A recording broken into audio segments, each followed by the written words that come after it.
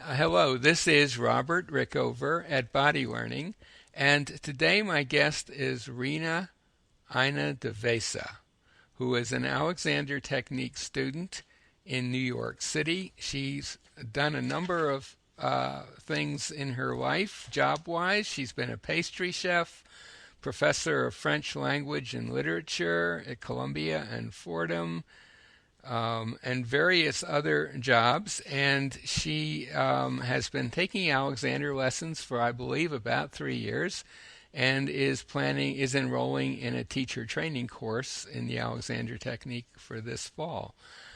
Rena, welcome to the show. Oh, hi, Robert. It's great to be talking with you today. It's good talking to you too. I think before we talk about your experiences with the technique, it might be very helpful for our listeners if you could give your very brief description of the technique. Oh, sure. For me, it's a learned methodology that teaches self-management, both of the physical self and the mental self. Okay, that's very good, and it is a teaching method. That is, we Alexander teachers teach people how to start looking after themselves, basically, in an efficient way. Now, I know that your introduction to the technique, as it were, was a kind of an unfortunate medical diagnosis. Is that correct? Yes, indeed.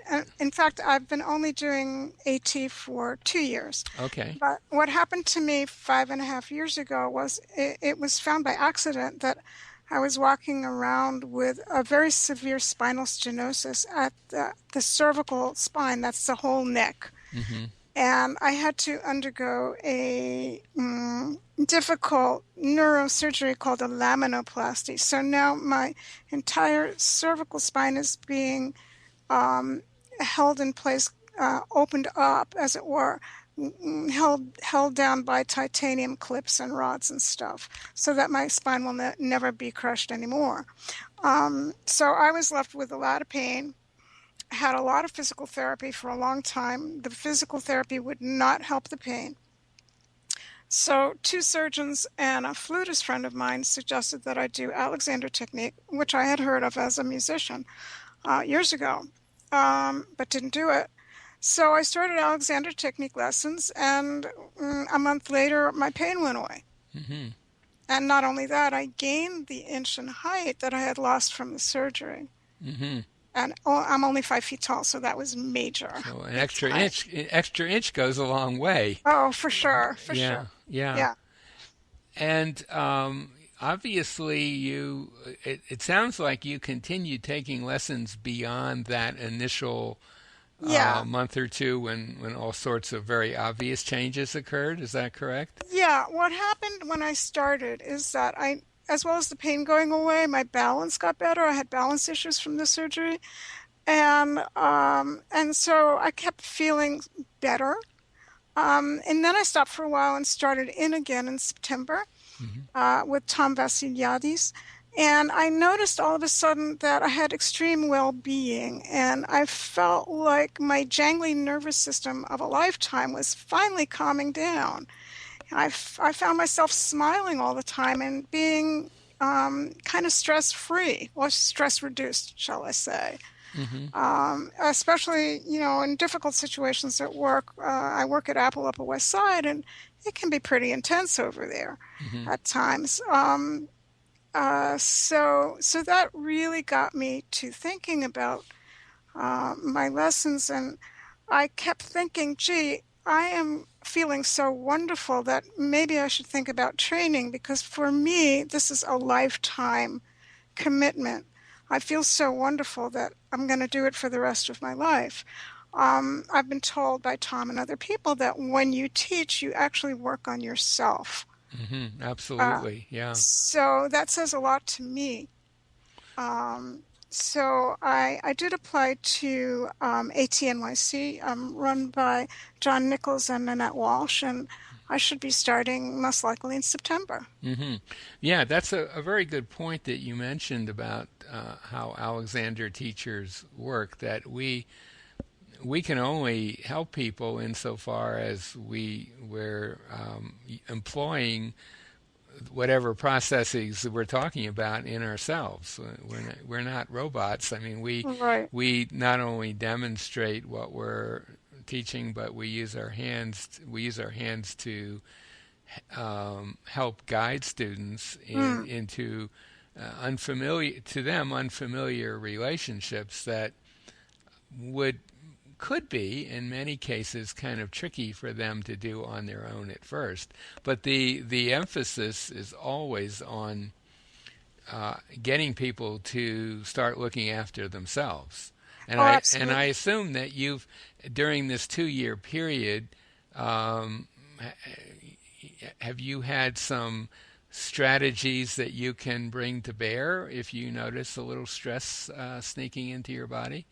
Yeah, yeah. I just go through various things. I think to myself that I should lengthen and widen. Hmm. I before a stressful situation such as an interview, I do whispered ahs, Okay.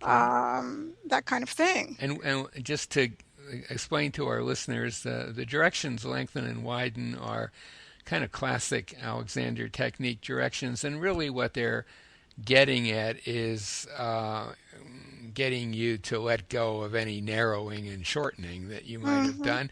And the whispered ah is one of the very few examples in Alexander teaching of an actual kind of exercise. Mm. It's a very specific process that's it's not like lifting weights or running kind of exercise. It's a little process that you can go through that can help give you more ease and freedom. Um, Oh, definitely. yeah. As a flutist, I had a lot of bad habits. Every instrument has its physical pitfall, shall I say. So I started studying again with Keith Underwood, who's very big into Alexander technique. He did a lot himself and also um, does workshops with various Alexander teachers.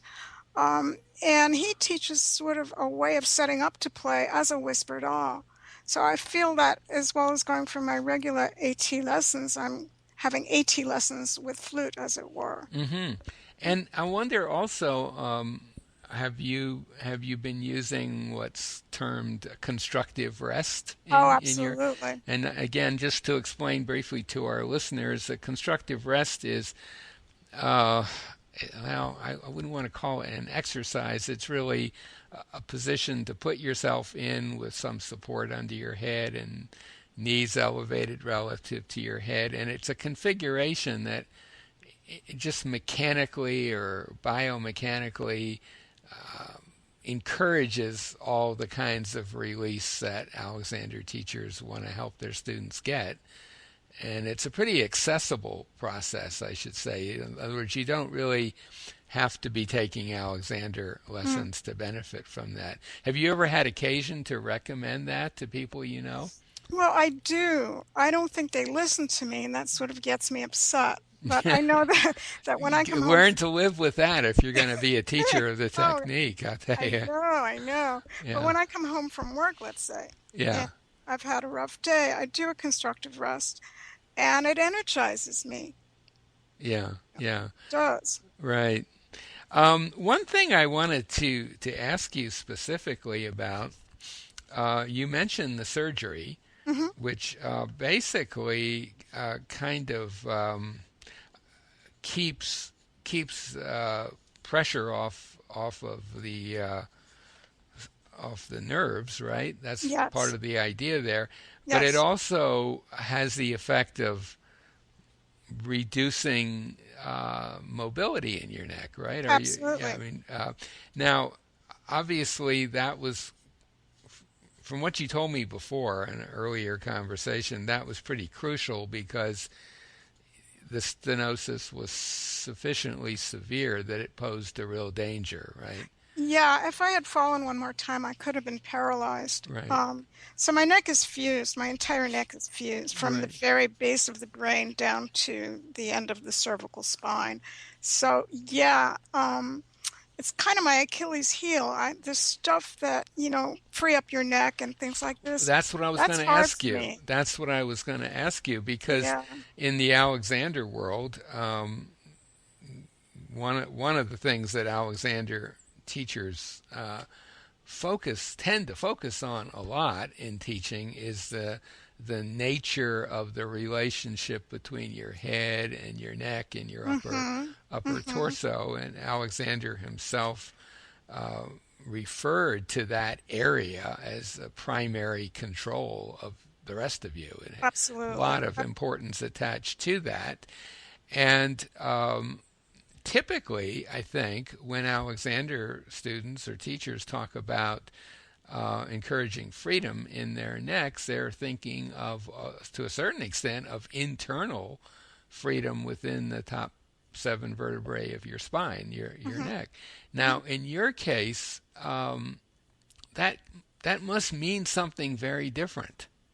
Yeah, it does. I'm finally getting it in a different way in lessons now, I think of keeping my shoulders away from my neck. Mm-hmm. And that sort of makes me keep my neck freer than it had been. Mm-hmm. Mm-hmm. But So yeah, I have you're kind of working around the neck, like the lower part, and perhaps you could might want to apply that kind of process to the top part of your neck as I well. try, Yeah. I try, but it's a part of my body that is hard for me to feel. Right. Right. Right. So yeah, it's kind of weird. In fact, I can turn my head one way all the way, but Mm-hmm. not the other way. Mm-hmm. And certainly if I put my chin down Mm-hmm. toward my chest, I mean, that's where I really find that I have way less movement than I used to.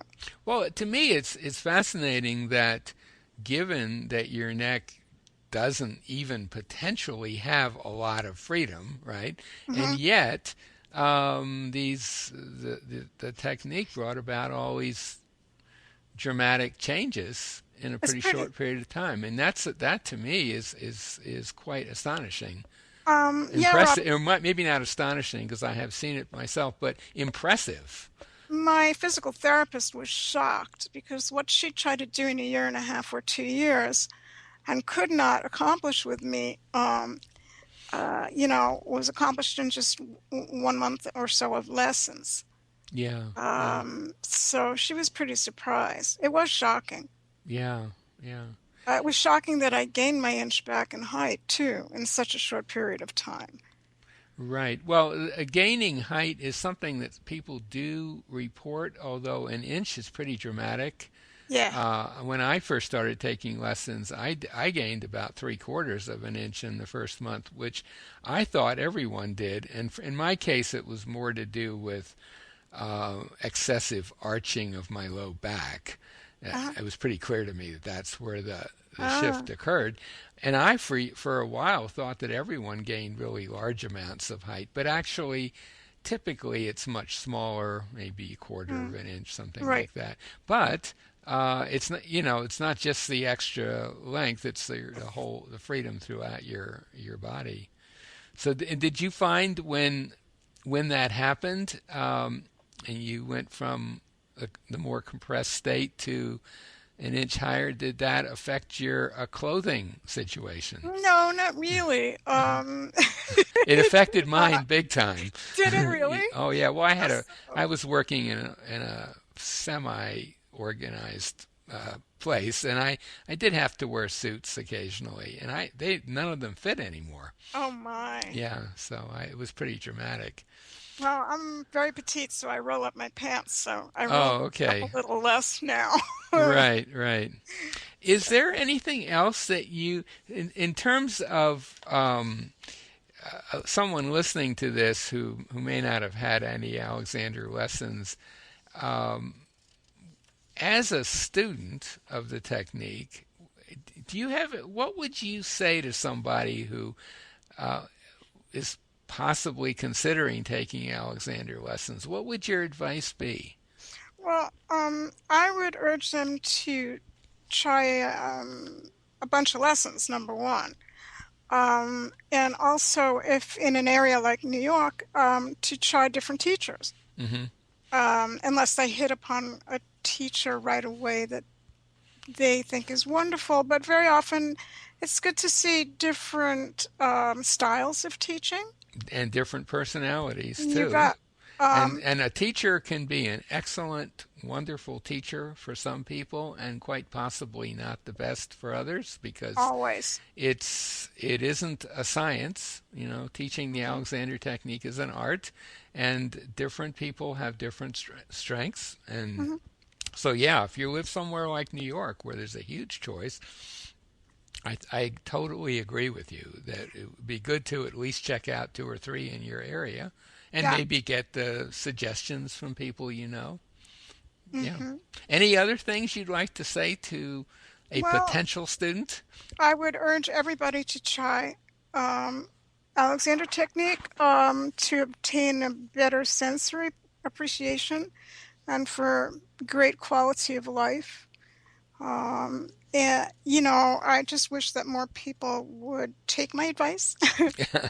Yeah. Well, hopefully, some people have been positively influenced by hearing of your experience.